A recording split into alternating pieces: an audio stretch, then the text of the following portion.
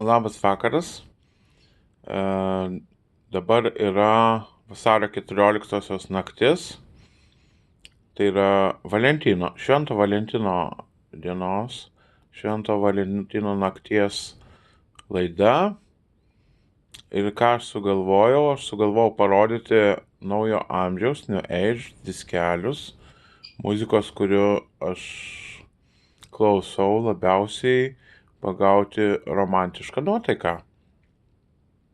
Būtent romantiška, bet tai nebus kažkokia kito tipo užsidegimas, bet tai būtent romantiškos mintis kyla nuo šios muzikos ir padeda įsijausti Švento Valentino nuotaiką.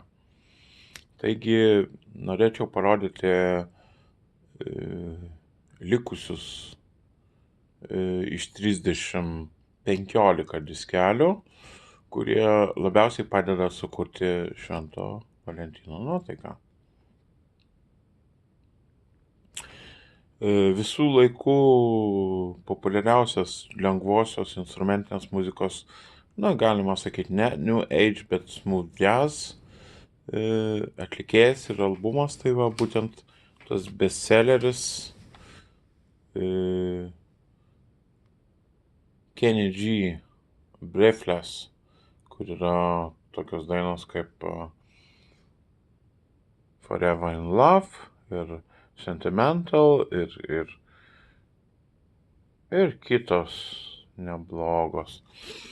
Tai, o Forever in Love nėra, bet yra ir Songbird, ir Going Home, ir Silhouette, būtent šitam koncertiniam albume Kenny G Live.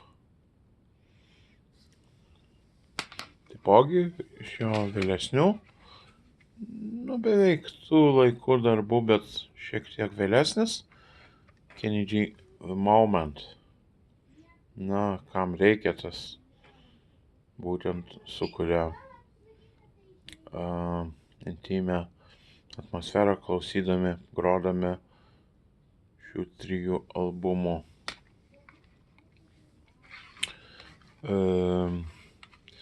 Dar prie jazz, prie naujo amžiaus muzikos, šveicarų arfininkas ir multi-instrumentalistas naujo amžiaus Andreas Vollenweider. Va, žiūrėkit, kaip jisai viliokiškai merkia akį. Ir jo albumas Behind the Gardens, Behind the Wall and the Tree. Tai gal apie lobį kalba kažkokį. Sekantis albumas grynai naujo amžiaus atlikėjo, New Age muzikos iš Kalifornijos kūrėjo Richard Bermer. Va, ta pora Shining by the River. Čia daugiau ne albumas įprastinis studijinis, bet rinktinis Shining by the River. Nuostabus darbas. Kalbėjau apie graikų multi-instrumentalistą Vangelis. Tai jisai yra išleidęs labiausiai man patikusi tokį romantišką operą Sauvage, būtent 79 metų. Jisai tikrai gražus. Dabar Susan Ciani, italų pianistė, multi-instrumentalistė, nuostabiai grojanti.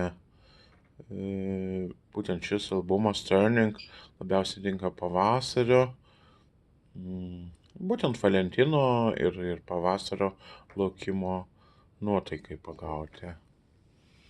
Dar jinai išleidusi be abejo vakarinį, naktinį tokį albumą Hotel Luna, Mėnulio viešbutis. Tai labai stipriai rekomenduoju jį irgi tą pačią prasme. Po to yra vokiečių kilmės naujo amžiaus atlikėjas Karonešas ir jo albumas, kuris, daugiau joga, visa kita, tik tai,